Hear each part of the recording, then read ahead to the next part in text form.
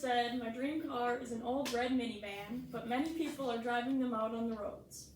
My biggest life lesson so far is when I got the wonderful opportunity to drive my grandparents' old red minivan, which at first seemed like a terrible curse, but eventually taught me so many lessons that I will never forget. When given the opportunity to drive a minivan, it originally seemed like a terrible circumstance, but it later led to a wonderful opportunity. One day my car went in for an oil change because I had been about 3,000 miles over and I probably needed 2 by then, but I finally made the appointment. My dad called me at my lunch break and told me that I had broken brakes, and how did I not notice this? Because the mechanic was very worried that I was driving it on the road and I should have died by now. So it was a little worrisome, but my dad assured me that I was going to get my car fixed. I pulled into the driveway after school that day and saw a rental car that I just assumed would be mine for the next few weeks. I walk into the house and my dad talks to me about the repairs my car needs, but then informs me that the rental car is going back, and he has a way better idea for me. He then informed me that he had asked my grandparents and they had kindly lended me their old, rusty red minivan. I was so upset with this decision because I was very embarrassed even thinking about driving it on the roads, much less taking it to school. We argued a lot about it, but my options were either take the bus and never see my friends because I want to have a way to get myself around, or drive the van. I chose the van, but trust me, I strongly considered taking the bus. Telling my friends about driving this minivan was a very humorous situation. I sent a photo of it and told them that this was my new whip for a while, and they all thought it was very comical. They told me that I had to drive it to school at least once. They really didn't understand that I would be driving this for at least a month, and I would be bringing it to school every day. The first day I drove it to school, I got into the parking lot, and my brother put his hood over his head because he was so embarrassed, and I parked all the way in the middle school because I wanted nobody to see this van. I got out of the door, and I saw Addie and Kira waiting for me, laughing, because they had been tracking me on Life 360 so they could watch my arrival when I pulled in. After school, Addie helped me overcome my embarrassment by riding home with me.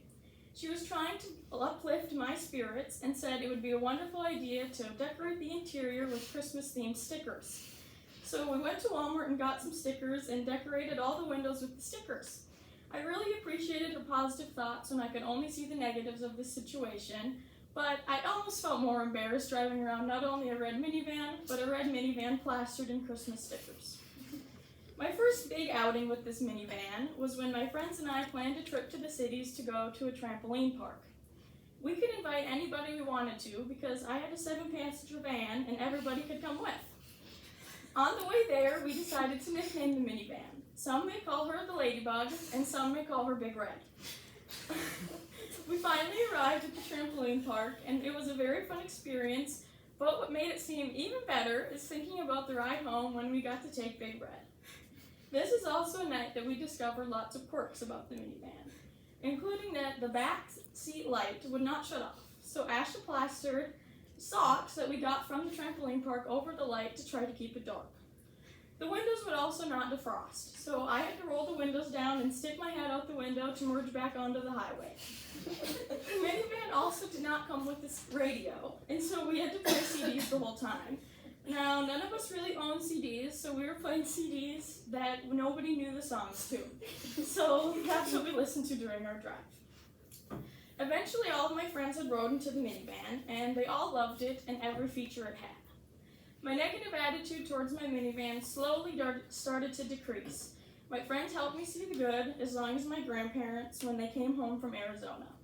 They made many jokes to me about the van and how much of an inconvenience it was to let me borrow it, even though they have many other cars they could drive, but they said they gave it to me just because they loved me. This taught me how lucky I was for the van. My grandpa was explaining to me that in the middle of winter, I had a car that gave me heat, which I should be so grateful for, and it drove. So I overcame the negatives of the minivan by realizing how many great things it had that I should be thankful for. Overcoming the negatives was a great moment for me, and it helped me appreciate everything I have in my life. I felt very neutral about the car I had before, but now that I've experienced the van, I'll never say anything bad about it again. This realization did go further than just my car. I realized that I don't always need new clothes clothes, new jewelry, or new shoes, and I can be grateful for what I have in the moment. I was humbled by my temporary lifestyle of a van, and I've moved on to realize that there are more important things in life to care about.